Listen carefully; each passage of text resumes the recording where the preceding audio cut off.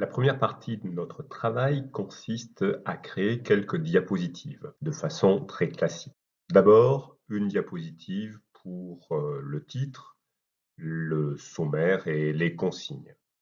Changeons la disposition par défaut proposée par le logiciel PowerPoint en choisissant une disposition de diapositive vide.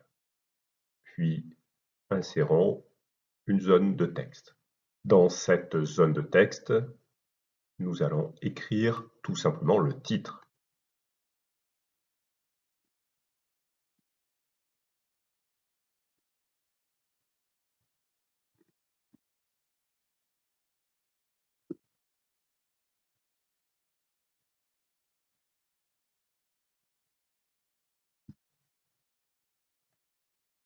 Puis, nous allons faire de même pour le sommaire et quelques questions. Voici notre première diapo avec le titre, un sommaire indiquant l'objectif, plus un élément matériel qui pour l'instant n'est pas fonctionnel et sur lequel nous reviendrons dans les étapes suivantes, le fait de créer des hyperliens, et puis un exemple de question. Évidemment, là n'est pas développé le contenu du scénario didactique. Insérons une nouvelle diapositive. Elle est vide. Nous pouvons évidemment en changer la disposition si nous le souhaitons, mais nous restons sur cette disposition vide. Puis nous insérons une image. Ici, nous choisissons une reconstitution d'un plan d'Athènes que nous allons mettre à la dimension voulue. Et nous allons rajouter un titre. Créons une nouvelle diapositive vide et insérons une image, cette fois-ci une reconstitution de l'apnix, image dont la source est la documentation photographique de 2016 sur Athènes. Ajoutons un titre. Nous allons insérer une diapositive supplémentaire, toujours vide, avec une image.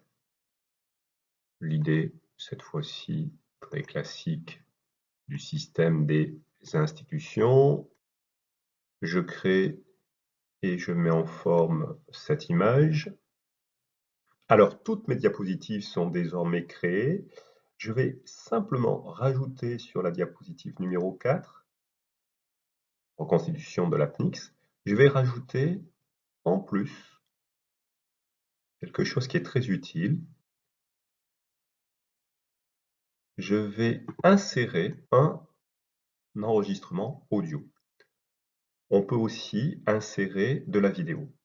Très très utile pour faire travailler les élèves sur de l'analyse d'image et sur de l'analyse du son. Ici donc, je choisis un fichier audio qui est déjà sur mon PC, c'est ce fichier, et je l'insère.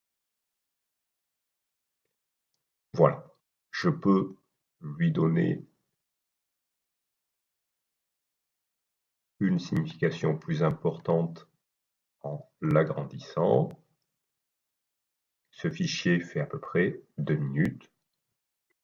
Et je vais rajouter l'origine de ce fichier son, la source de ce fichier son. Voilà, j'ai donc terminé la création de mes diapositives, de mes 4 diapositives. Alors vous avez bien compris que jusqu'à présent, vous n'avez pas véritablement appris grand-chose si vous utilisez déjà PowerPoint. On est sur la création de diapositives et des différentes fonctionnalités du diaporama très classique.